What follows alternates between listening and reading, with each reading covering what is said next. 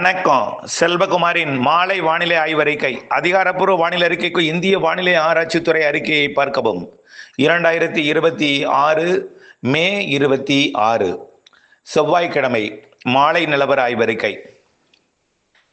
இன்றைக்கு வெப்பச்சலன இடிமழை பொழிவு ஆந்திர பிரதேசம் நகரி, சித்தூர் பகுதியில் தொடங்கி தமிழ்நாட்டின் திருவள்ளூர் மாவட்டம், ராணிப்பேட்டை மாவட்டம் பகுதிகளில், அதாவது திருத்தணி, சோளிங்கர், அரக்கோணம் இந்த பகுதிகள் வழியாக ராணிப்பேட்டை, காஞ்சிபுரம் மாவட்டத்தின் மேற்கு பகுதி, வேலூர், குடியாத்தம் மற்றும் திருப்பத்தூர் மாவட்டத்தின் பகுதிகளுக்கெல்லாம் மழைப்பொழிவை கொடுத்து கொண்டு ஆம்பூர் மற்றும் ஆரணி, போலூர், திருவண்ணாமலை இந்த பகுதிக்கெல்லாம் மழைப்பொழிவை கொடுக்க போகிறது.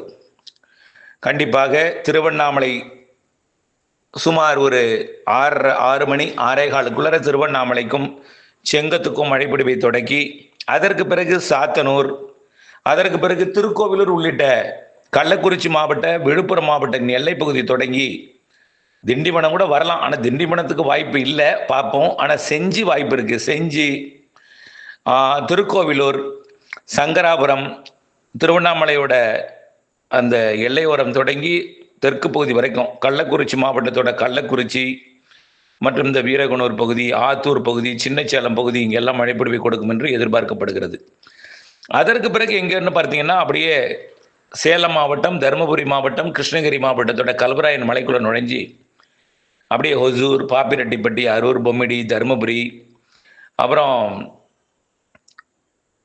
கிருஷ்ணகிரி, ஊத்தங்கரை இதெல்லாம் மழைப்பொழிவை கொடுக்கும்.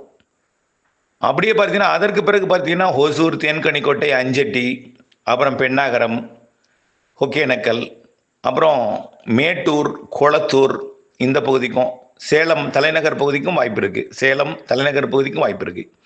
சேலம் ராசிபுரத்துக்கும் வாய்ப்பு இருக்குது. நாமக்கல் மாவட்டம் ராசிபுரம், நாமக்கலுக்கும் வாய்ப்பு இருக்குது. அப்புறம் அதுக்கப்புறம் கண்டிப்பாக ஈரோடு மாவட்டம் வடக்கு பகுதி, கர்நாடக எல்லையோர பகுதிகளுக்கு அந்தியூர், எண்ணமங்கலம் அந்த பகுதியிலிருந்து அப்படியே சத்தியமங்கலம், கோபிச்செட்டிப்பாளையம், தூக்கநாயக்கம்பாளையம் வாய்ப்பு இருக்குது.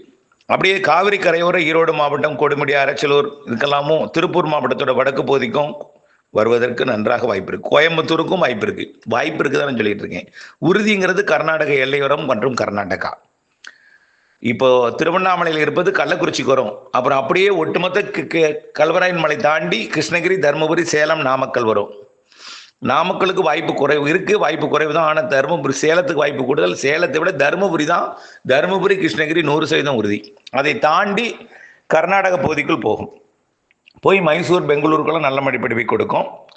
இது நீலகிரிக்கும் ஈரோடு மாவட்டத்துக்கும் நள்ளிரவிலே ஒரு 10-11 மணிக்குள்ளே வரும். நிச்சயமாக ஒரு 9-10 மணிக்கு மேலே கண்டிப்பாக வரும் ஈரோடு மாவட்டம் வடக்கு பகுதிக்கலாம். அதுக்கப்புறம் இடையில கூட ஆங்காங்கே தென் மாவட்டத்திலையும் மழை தொடங்கி ஆங்காங்கே பெய்து கொண்டு தான் இருக்குது. திருச்சிராப்பள்ளிக்கு தெற்கையும் மழை ஆங்காங்கே பெய்து கொண்டு தான் இருக்குது.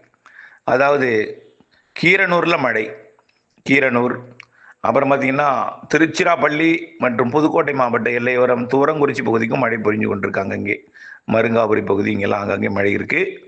ஆனால் இன்றைய மழைப்பொழிவு பார்த்தீங்கன்னா கர்நாடக எல்லையோர, ஆந்திர எல்லையோர மாவட்டங்களுக்கு உறுதி. உள்ளே நாமக்கல் வரைக்கும், ஈரோடு வரைக்கும், திருப்பூர் வடக்கு கூட வாய்ப்பு இருக்குது. ஏன் காற்று சுலவானிச்சுன்னு வச்சிங்களேன், உடுமலைப்பேட்டை, பொள்ளாச்சி, கோயம்புத்தூர், மருதமலை எல்லாமே கொடுத்து அப்படியே கேரளாக்குள்ளே போகும். பார்ப்போம், பொறுத்திருந்து பார்ப்போம்.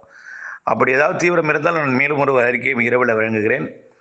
நாளைக்கு எப்படி இருக்கும் அப்படின்னு பார்த்தீங்கன்னா, நாளைக்கு அதாவது இன்றைக்கு இப்படி மேற்கு நோக்கி போன பிறகு, ஆனால் கடலோரமாக வர்றதுக்கு வாய்ப்பு இருக்குங்க. கடலோரம்னா இப்போ நம்ம விக்கிரவாண்டி, திண்டிவனம் கூட வரலாம், வாய்ப்பு இருக்குது. கொஞ்சம் வந்துட்டு போயிடும்.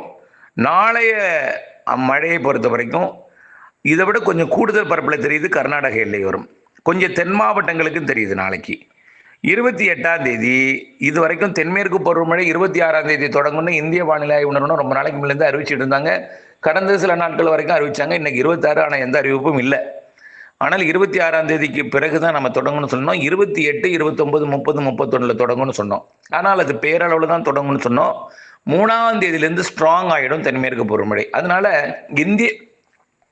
இந்திய வானிலை ஆய்வு நிறுவனம் மழையை கணக்கிட்டால் அது 3ஆம் தேதி தான் தொடங்கியதுன்னு அறிவிக்கலாம். ஆனால் காற்று தொடங்கிடும். தென்மேற்கு பருவக்காற்று குளிர்ந்த ஒரு சீதோஷநிலை சாரல்லாம் வந்துடும். அதெல்லாம் 28க்கு மேலே. நல்ல ஒரு ஃபோர்ஸான மழை, தென்மேற்கு பருவமழை, நல்ல ஒரு குவான்டிட்டி நிறைய மழைப்பொழிவு கொட்ட போகிறதுன்னா அது 3ஆம் தேதிக்கு மேலே கேரளாவில். அப்போ தான் அது அறிவிக்கிறதுக்கு 3ஆம் தேதிக்கு மேலே தான் அவங்க முழுமையான தென்மேற்கு பருவமழை. அது நாம்ஸ் அது எப்படின்னு தெரில. ஆனால் பருவமழை 28க்கு மேலே 31 தொடங்கினோம். 3ஆம் தேதியிலேருந்து ஸ்ட்ராங்காக இருக்கும். இப்போது தமிழ்நாட்டில் பெய்யக்கூடிய வெப்பச்சலன இடிமழை பொழிவு இப்போ கடலோரம் எட்ட மாட்டேங்குது. 29லேருந்து கடலோரத்துக்கு வர தொடங்கினோம். 29லேருந்து வரும், நெருங்கும் கடலோரம். எல்லா மாவட்டங்களும் கொஞ்சம் கொஞ்சமாக பரவலாகும். 31ஆம் தேதி கண்டிப்பாக கடலோரத்துக்கு மழை வந்துடும். 31 கடலோரம் வந்துடும். 31 வடகடலோரம் வரும், டெல்டாவுக்கு வரும். கண்டிப்பாக ஜூன் 1லிருந்து கடலோர மாவட்டங்களுக்கும் அனைத்து மாவட்டங்களுக்கும் கொஞ்சம் பரவலாக மழை இருக்குது. 2ஆம் தேதி இன்னும் கொஞ்சம் கூடுதல் மழை இருக்குது. 2ஆம் தேதியும் கூடுதல் மழை இருக்குது. பரப்பில் கூடியிருக்குமே தவிர, அதாவது வட கர்நாடக எல்லையோரம், ஆந்திர எல்லையோர மாவட்டங்களுக்கு மட்டும்தான் பெய்யுது. கொஞ்சம் நீலகிரி, கோயம்புத்தூர் வரைக்கும் எட்டுது. அப்பப்போ இப்போது தென் மாவட்டங்களில் ஒரு சில இடங்களில் பெய்யுது. இனிமேல் இந்த கடலோர மாவட்டங்களுக்கும் ஜூன், அதாவது இந்த மே 31லேருந்து கிடைக்கும். ஜூன் 2லேருந்து நல்லாவே வெப்பச்சலன இடிமழை கிடைக்கும். ஜூன் 3லேருந்து ஸ்ட்ராங்கான மழை தமிழ்நாட்டில் குளிர்ந்து விடும். ஜூன் 3 குளிர்ந்துடும். ஜூன் 4லேருந்து நல்ல ஒரு பருவமழை கேரளாவில் பொழியும். தமிழ்நாட்டில் ஜில்லென்ற ஒரு வானிலை, மாலை இரவு இடிமழை பொழிவு. ஜூன் 4ஆம் தேதி இரவெல்லாம் பார்த்தீங்கன்னா கோயம்புத்தூருக்கு பாலக்காட்டு கணவாயெல்லாம் வந்து தாராபுரம் வரைக்கும் மழை வர்றதுக்கு வாய்ப்பு இருக்குது. நீலகிரி மாவட்டம் அவலாஞ்செல்லாம் ஜூன் 4 கவனமழை பொழிய வாய்ப்பு இருக்குது. அதே போல் அது பள்ளி தொடங்கும் நாளில் நீலகிரிக்கு திடீர்னு முதல் நாளே விடுமுறை அறிவிக்கும் வகையில் மழை இருக்குது நீலகிரிக்கு. நீலகிரியோட கூடலூர், பந்தலூர் தாலுக்காவுக்கெல்லாம். அதே போல் வால்பாறைக்கும் அப்படி தான் தெரியுது. ஆகவே இப்படி மேற்கு தொடர்ச்சி மலையில் அந்த நல்ல கனமழை தெரியுது. தொடர்ந்து அதிலிருந்து மழை இருந்துகிட்டே இருக்கும் தமிழ்நாட்டில். அவ்வளோதான். மேற்கு தொடர்ச்சி மலையிலையும் நல்ல மழை பெஞ்சிட்டு இருக்கும். தமிழ்நாட்டிலையும் வெப்பச்சலன இடிமழை மாலை இரவு பெஞ்சிட்டு இருக்கும். பாலக்காட்டு கணவாய், ஆரியங்காவு கணவாய், ஆர்லாய்மூரில் கொஞ்சம் காற்று வந்தாலும் சாரலும் வரும். அப்பப்போ சாரல் சில வலுவான தென்மேற்கு பருவமழை பெய்யும்போது சாரல் நல்லா உள்ளே வரும். சில நாள் சாரல் காற்று மட்டும் வரும், குளிர்ந்த காற்று வரும். இப்படி மாறி இருக்கும். தமிழ்நாட்டில் வெப்பச்சலன இடிமழை பொழிவு 1ஆம் தேதியிலேருந்து அதிகரித்து 3ஆம் தேதியிலேருந்து நல்ல ஸ்ட்ராங் ஆகி அப்புறம் மழை இருந்துகிட்டே இருக்கும். ஜூன் 10லேருந்து ஸ்ட்ராங்கான தென்மேற்கு பருவமழை. ஜூன் 15லேருந்து இன்னும் ஸ்ட்ராங்கான தென்மேற்கு பருவமழை. ஜூன் இறுதியெல்லாம் நல்ல ஸ்ட்ராங்கு. ஜூலை இன்னும் ஸ்ட்ராங்கு. ஜூலையில் அணைகள் எல்லாமே நிரம்பி இருக்கும்னு எதிர்பார்க்கப்படுகிறது ஜூலை இறுதிக்குள்ளே. ஆகஸ்ட் ஓவர்ஃபுல்லாகி கடலுக்கு போகிற அளவுக்கு மழை இருக்குது. ஆகவே செப்டம்பர் இன்னும் அதிகமாகவே இருக்குது. அப்புறம் வடகிழக்கு பருவமழை, தென்மேற்கு பருவமழை தொடங்கக்கூடிய இடைப்பட்ட காலத்துலையும் அதிகம் இருக்குது. வடகிழக்கு பருவமழை பெஞ்சு தொடங்கியது எப்போன்னு தெரியாத அளவுக்கு தென்மேற்கு பருவமழை வலுவாக இருந்து அப்படி வடகிழக்கு பருவமழையாக மாறிடும். வடகிழக்கு பருவமழை நிகழ்வு அதிகம். தென்மேற்கு பருவமழையிலேயே நிறைவடையும் போது வலுவான நிகழ்வு இருக்குது. ஆகவே நம்ம ஏற்கனவே சொன்னதில் எந்த மாற்றமும் இல்லை. அப்டேட்ஸோடு இணைந்திருங்கள். இணைந்திருக்க அன்போடு கேட்டுக்கொள்கிறேன். நன்றி.